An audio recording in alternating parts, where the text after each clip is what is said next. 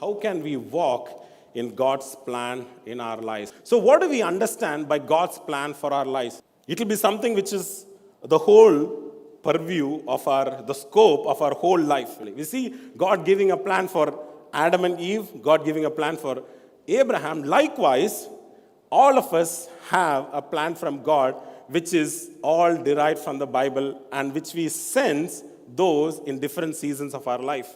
And the first point I want to bring out for us is, God's discipline is good for us. God is saying, I will discipline you in just measure, and I will by no means leave you unpunished. God is a righteous and a just God. He will not let go of any injustice. We can, in fact, get away from acts of disobedience or injustice from earthly authorities, but we can never get away from the eyes of God. Discipline is something which is part and parcel of a Christian walk. And we are never away from the purview of the eyes of the Lord. In verse 10 also of Hebrews says, they disciplined, which is talking about the earthly discipline, that they disciplined us for a little while as they thought best, but God disciplines us for our good. In fact, God's discipline protects us from further damage to our lives. God's discipline, somebody said, it's like a hedge of protection around us to stop us from walking away from the plans that God has for our life. Discipline of God would look like hardships in life. If you're going through painful experiences, if you're going through a loss in life, God is using that as a discipline to protect us. And God uses discipline to ensure that we are in the middle of His plans. It is painful, it is very harsh. You cannot take it, but in the end, it produces a harvest of righteousness and peace for those who have been trained by it. So do I understand the significance of God's discipline to ensure that we would walk in His plan? The second point I want to put before is that God honors His promise over us. God honors His promise. Man promises would never be upheld, but God's promise is always honored because of His commitment towards us. You may go through hurts, we may go through disappointments, we may go through deep wounds in our lives because we put trust in people. When you are going through a downscale of your life or your downward trajectory in your life, they didn't help you. They were not with you. And hurts and disappointments happen because we put a trust on human. And God says to Israel and Judah, you put your trust on human, and you see what has happened. And God is saying, you put your trust on me. And God is the one who honors every promise that He has made because His commitment is like a covenant for us. Most often it is very similar to our own stories.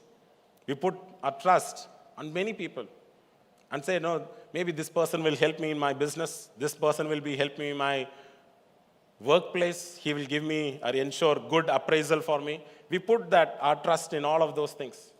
And at some point, you will find that things didn't work out the way you wanted to be. And therefore, you would end up being disgruntled and despair and hopeless in that context. But God is saying, you put the trust in me, I will restore you. And I will grant you healing from all these experiences. You have been hurt by them, you have been disappointed by them, and you have been going through traumatic experience because of all these disappointments. And God says, I'm going to heal you. This pain seems to be incurable. The wound seems to be grievous. And He says, no, all of these deep hurts, I'm going to heal you. And God is promising something which is supernatural. God honors every commitment that He has for us.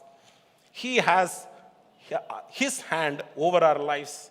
And if you have chosen to walk the path that God is calling to you, you can be rest assured that God will sustain you in that path and the journey that God has called us to. Sometimes you may be wondering, or asking these questions, the promise of God does not seem to match my life experience. It does not seem to match my life experience so far. What do I do? The only answer is to trust God to move these circumstances in our life and to cause His promise to come to pass in our lives. Have every promise come to pass? No. We are still waiting for many other unanswered prayers in our life. We are still waiting for God's timing in our lives.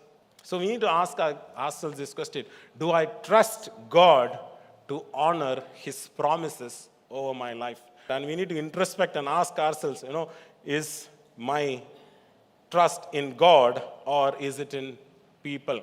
The third one is God administers righteous judgment. The restoration of this land of Israel and Judah required a righteous judgment from God. Restoration of God's plan in our life, if you want God's plan to be restored in your life, it would also require righteous judgment.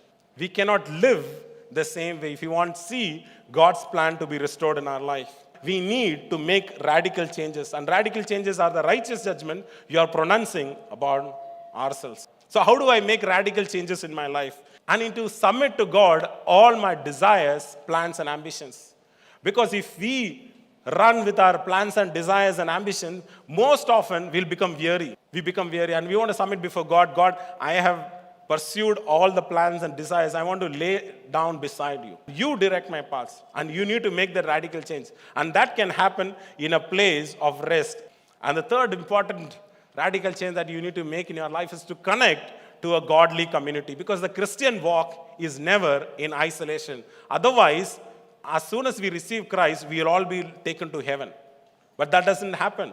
And therefore, we need to see how we grow in this Christian walk. We need to be connected to this godly community. And that community will help us walk that Christian way. And the fourth way, how do I make radical changes in my life, is to take a step of faith and do what you have never done for God. It cannot be done in our own strength. And those steps of faith are key to bring us back to the plans of God.